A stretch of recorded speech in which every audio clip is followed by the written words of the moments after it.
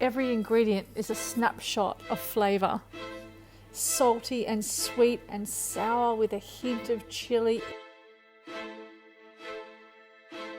Each dish satisfies that craving that you have, like tacos or a beautiful winter mushroom stew. You'll rethink that takeaway option. You'll rethink that basic dinner that you've made.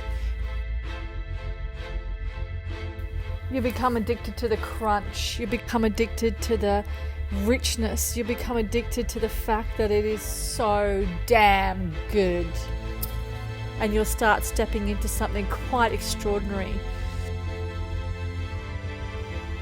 Life is too short not to be able to have food like this. Every spoonful and every mouthful that you take has you thinking, how could this possibly be so flavoursome? How can it be so light and easy but yet so delicious?